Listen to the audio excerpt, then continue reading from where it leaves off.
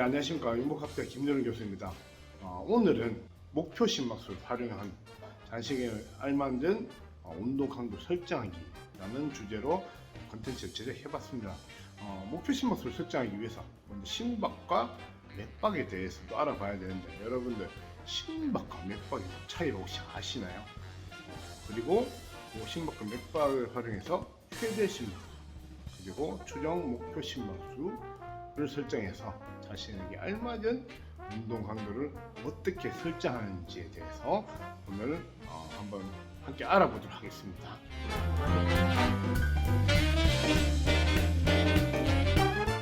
네, 지금부터 목표 심박수를 활용한 나에게 알맞은 운동 강도 설정하기에 대해서 한번 알아보도록 하겠습니다. 자, 심박은 무엇일까요? 우리 라이온킹 심바 혹은 브라질의 삼바 둘 다 아니죠. 심박이란 하트비트 혹은 하트레이트, 심박수라고도 표현됩니다. 심박수 또는 심박은 이제 단위 시간당 심장 박동의 수로 일반적으로 이제 분당 맥의 수, 이제 우리 BPM이라고도 하죠. beats per minute, BPM으로 표현이 되는 숫자입니다. 1분 동안 뛰는 것을 분당 심박수, 그리고 한번 쿵 하고 뛰는 것을 이제 심박이라고도 표현을 합니다. 자, 그렇다면 우리 심장은 하루에 평균 얼마나 뛸까요? 굉장히 부지런합니다. 일반 성인 기준으로 하루 평균 심장은 10만 번을 뛴다고 합니다. 통계적으로 이렇게 연구 결과에 나와 있습니다. 자, 심장 박동 횟수를 뜻하는 심박수는 심박수를 이런 심박수 변화를 통해서 내 몸의 컨디션 예측이 이제 가능합니다. 예를 들어 이제 심박수 평소보다 좀 저하하다, 한두 번 어떤 약간의 컨디션 저하로 한두 번 저하하는 게 아니라 평소보다 심박수가 좀 떨어진다, 혹은 이제 피로감이 온다, 손발이 저리다, 그럼 이제 심장 기능이 저하를 의심해 볼 수 있습니다. 그렇게 되면 이제 심부전을 예측할 수가 있고, 그리고 부적절한 심박동, 불규칙하거나 부적절한 심박동이 나타난다면 부정맥을 의심해 볼 수 있습니다. 또 반대로 심박수가 막 상당히 증가한다, 그러면 갑상선 기능 항진증을 의심해 볼 수 있습니다. 심박수 자체로 우리 몸의 컨디션을 예측할 수가 있다. 참 간편한 방법이죠. 컨디션에 문제가 생긴다면, 심박의 의심이 나타난다면 전문적인 의료적 진단을 이제 받아보는 것도 좋은 방법입니다. 자, 안정시 심박수의 정상 범위. 자, 일반 성인 심장의 경우는 그 크기가 250, 300g, 그리고 운동선수는 350에서 이제 500g까지 그런 부피를 나타내고 있습니다. 무게를 나타내고 있는데, 자, 신생아들은 1분 동안 안정시 심박수가 1분 동안 분당 약 120에서 140회 정도 뛰죠. 생각보다 많이 뛰죠. 그리고 유소아들은 분당 약 90에서 140회 정도 뛰고 있습니다.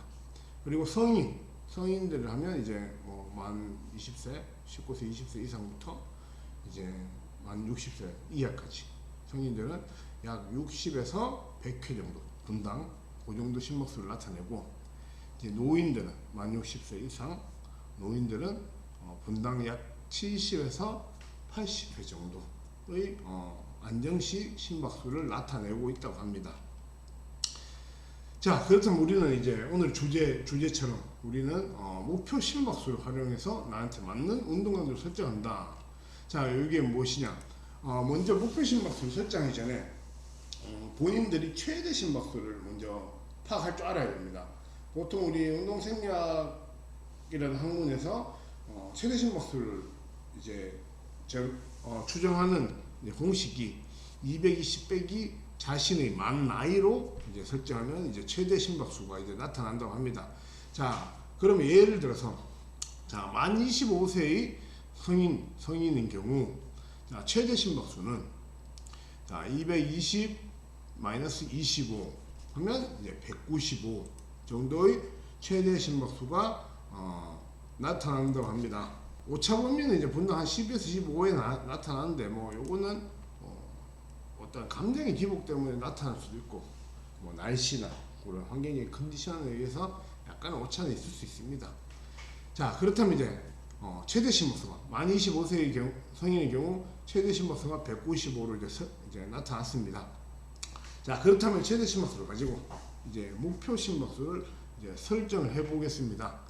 자, 목표 심박수는 최대 심박수에서 자, 195에서 안정시 심박수. 자, 우리가 만 25세의 건강한 남성인데 아까 전에 안정시 심박수가 성인의 경우 60에서 100회라고 분당 60에서 100회라고 이제 말씀드렸습니다. 자, 그렇다면 우리 건강한 아주 건강한 25세의 성인이라고 설정하고 자, 이 25세의 성인의 안정시 심박수 60으로 설정하겠습니다. 자, 그러면 최대 심박수 195에서 안정시 심박수 60을 뺍니다. 빼고 그 값에다가 이제 운동 강도를 이제 설정하게 되는 거죠.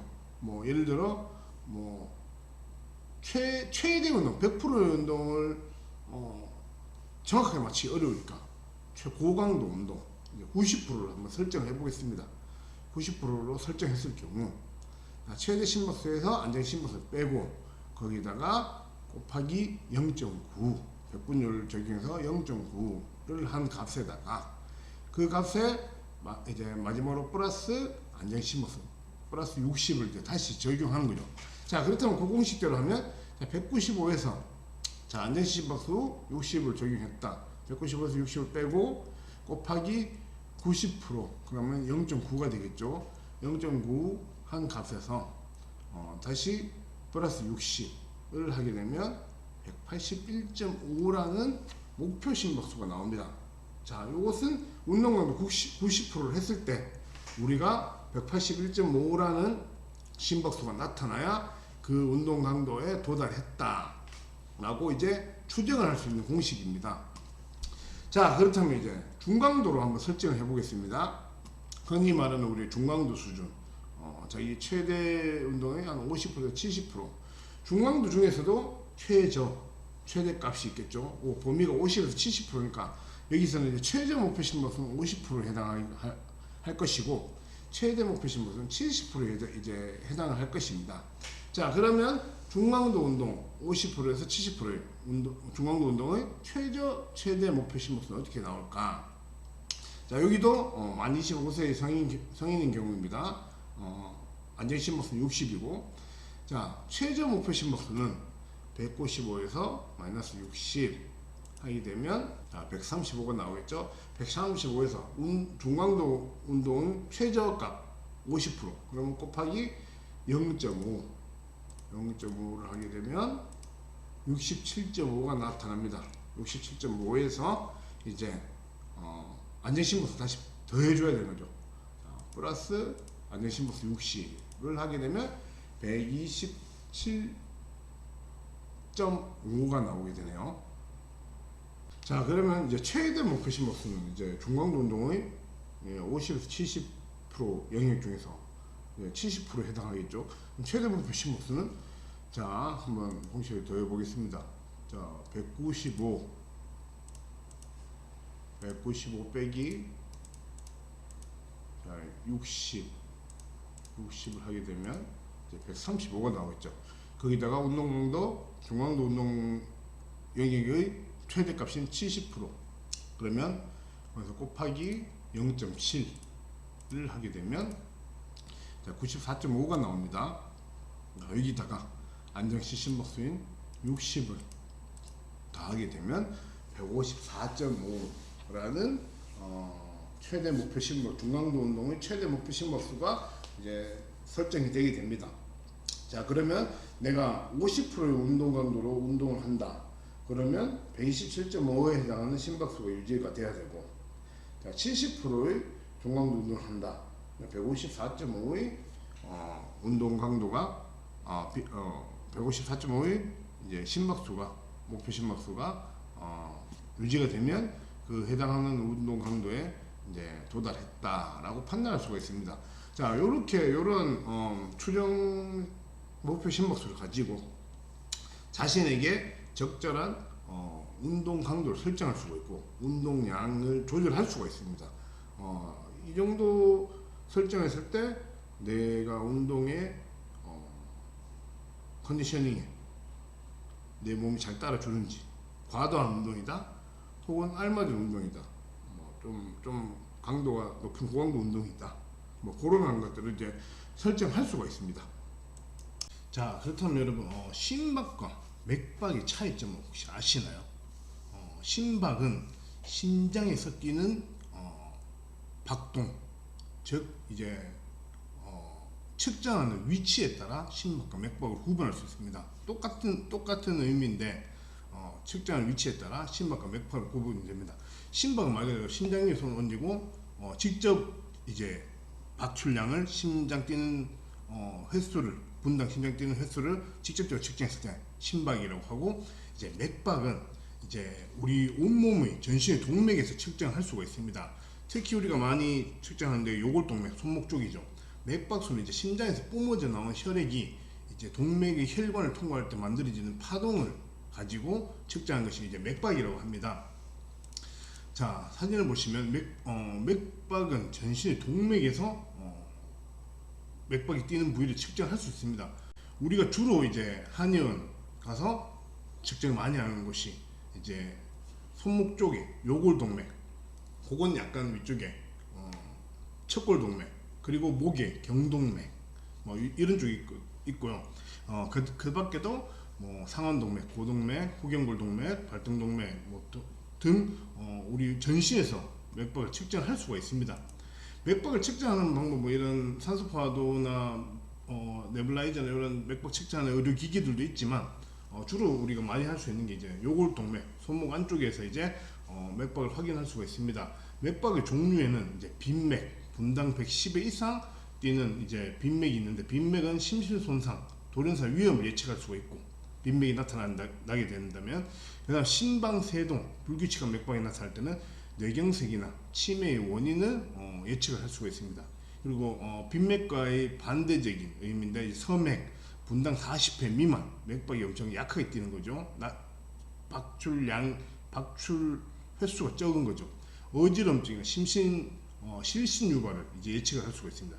그리고 기회수축, 건너뛰는 맥박, 불규칙한 맥박 중에 하나인데, 이러한 증상이 나타나면 이제 심장 기능 손실에 대한 예측을 할 수 있습니다.